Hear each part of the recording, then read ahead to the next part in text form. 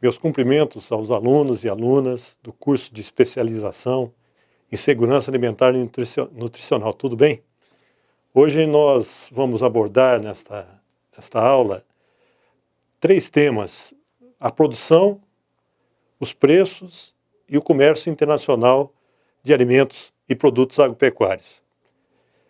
E uma grande indagação inicial, quando a gente fala de produção, é se a humanidade está com capacidade, tem mostrado capacidade de produzir alimentos suficientes para toda a população mundial. Nós somos mais de 7 bilhões de pessoas no mundo todo. Daqui a pouco chegaremos a 9 bilhões de pessoas no mundo todo. E temos que refletir sobre isso. Temos capacidade de produzir, a nossa produção é suficiente? Se a gente observar as últimas décadas, a gente vai observar que sim, vamos perceber que sim. A humanidade a produção de alimentos no mundo tem crescido em quase 1,5% ao ano.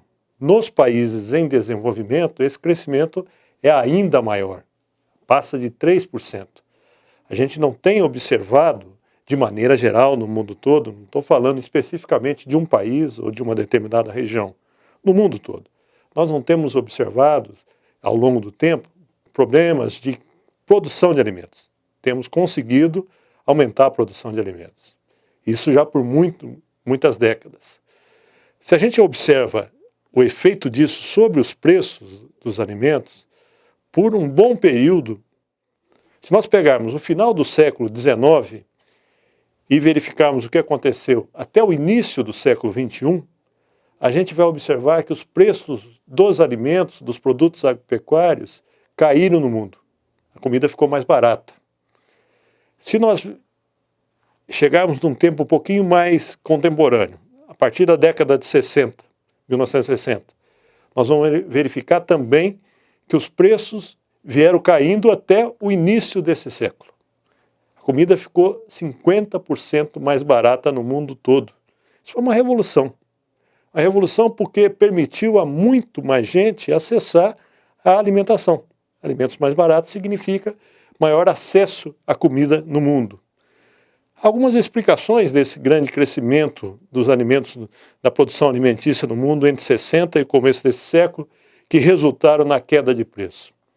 Tecnologia, nós aumentamos muito a produtividade por unidade animal, por área, por trabalhador, por agricultor, e com isso os preços, o custo de produção ficou menor. Então conseguimos reduzir pela metade, por exemplo, o custo de produzir 1 litro de leite. E também nós tivemos políticas protecionistas, especialmente nos países desenvolvidos. Eles empregaram uma grande parte do seu orçamento para estimular a produção agropecuária. A Europa é um exemplo típico disso. A Europa tinha, no final da Segunda Guerra, e ainda no final da década de 50, uma grande dependência de importação de alimentos. E eles estimularam, através da política agrícola comunitária, a grande produção local de alimentos e viraram, mais para frente, um exportador de alimentos. Bom, então essa era a realidade que nós tínhamos no mercado de produtos agropecuários no mundo, no produto de alimentos no mundo. Aumento de produção e queda de preços. É evidente que essa queda de preço nunca foi muito comportada. Houve momentos que nós verificamos aumento de preço. Por exemplo, por volta de 72, 73, 74, houve um pico no preço dos alimentos, eles aumentaram. Isso é típico dos mercados agropecuários, chamadas commodities agrícolas. Há muita flutuação de preço, mas havia uma tendência de queda. Neste século, isso mudou. Nós observamos, a partir de 2002, 2003, um crescimento nos preços de alimentos e de produtos agropecuários no mundo. Mais do que dobraram os preços de alimentos entre 2003 e 2013 e 2014. 2015 se mostrou diferente, houve uma queda, e 2016 também. Mas se nós pegarmos, pode ser que esteja revertendo esse aumento. Mas é pouco tempo ainda para a gente saber isso. Mas se pegarmos 2003 a 2014, os alimentos no mundo dobraram de preço. Isso é um problema grave. Por quê? Quem sofre mais com o aumento de preço de alimentos? A população mais pobre. A população mais pobre que gasta a maior parcela da sua renda na compra de alimentos. Então, quando o alimento aumenta de preço, atinge todo mundo. Mas quem gasta 2% da sua renda, 3%, 5% da sua renda, que seja 10% da sua renda com gasto com comida, vai ter um efeito pequeno. Agora, quem gasta 30%, 40%, 50% da sua renda com comida, o aumento do preço do alimento significa um efeito social gravíssimo. Então, isso é um problema que a humanidade sofreu nesse começo de século. Por que será? O que aconteceu? Será que nós paramos de ter a competência de produzir de maneira suficiente para todo mundo? Não foi isso. Nós continuamos conseguindo aumentar a produção no mundo de maneira suficiente para que todo mundo tivesse a sua quantidade necessária diariamente para comer. O mundo continua expandindo a sua produção de alimentos. Mas esse aumento da produção de alimentos não foi suficiente para atender o crescimento da demanda. Por quê?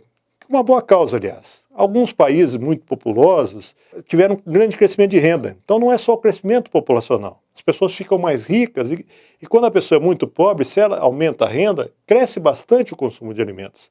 Mais para frente não. Os mais ricos já não aumentam o consumo de alimentos, mas os mais pobres aumentam. Então alguns países muito populosos aumentaram muito a renda e o consumo de alimentos. Boa notícia. É excelente, porque significa que eles estão conseguindo combater a desnutrição da sua população. Uma outra coisa que pressiona o mercado alimentício, que precisa produzir mais para isso, é a mudança de hábito alimentar. A mudança da proteína de origem vegetal para a proteína de origem animal. Se a pessoa come soja, é uma proteína de origem vegetal. Ela vai comprometer a produção agrícola na produção de soja. Se ela come carne de vaca, de porco, de frango, ela vai precisar ter o plantio da soja para produzir o farelo que vai entrar na ração para engordar os animais. Então, o nosso comprometimento da produção agropecuária é maior. Então, isso pelo lado da demanda. Nós tivemos encarecimento dos custos agrícolas, muito ligado ao encarecimento do preço do petróleo no mercado internacional. Também o fato, especialmente dos Estados Unidos, destinarem uma grande parcela da sua produção de milho para a produção de biocombustível, produção de etanol, fez com que os preços do milho aumentassem no mercado internacional, puxassem pela competição na área, o preço da soja, o preço do trigo. Então nós tivemos vários fatores que elevaram o preço da alimentação, mas nenhum deles está ligado à nossa incapacidade de produzir comida suficiente para todo mundo. Bom, como é que a gente tem que encarar, os países latino-americanos têm que encarar esse aumento de preço de alimentos? É um problema para a sua população? Sim, foi um problema sério. As pessoas comprometeram mais sua renda comprando comida. Para alguns países, tem um lado positivo, que é geração de renda. Aqueles países que conseguem produzir e exportar a sua produção, uma parte da sua produção, o aumento do preço de alimentos significou um ganho de renda para os seus agricultores e um ganho de renda para os países. Então tem um aspecto positivo para alguns países que conseguem acessar o mercado internacional sendo exportadores de comida. Se nós regionalizarmos a situação da América Latina, nós vamos verificar o seguinte. A América do Sul, a sua população sentiu o aumento do preço da comida. A América Central e Caribe também sentiu o preço da alimentação da comida, a população. Só que na América Central e Caribe, além da população sentir o aumento de preço da comida, eles são importadores líquidos de alimento. A sua importação é maior, bem maior, Caribe ainda mais, do que a sua exportação. Isso afeta mais ainda esses países. Na América do Sul, no conjunto, nem todos os países têm essa situação, não sentiu isso, porque a América do Sul, especialmente países como a Argentina e o Brasil, são grandes exportadores de alimentos. Nós temos que tentar resolver isso.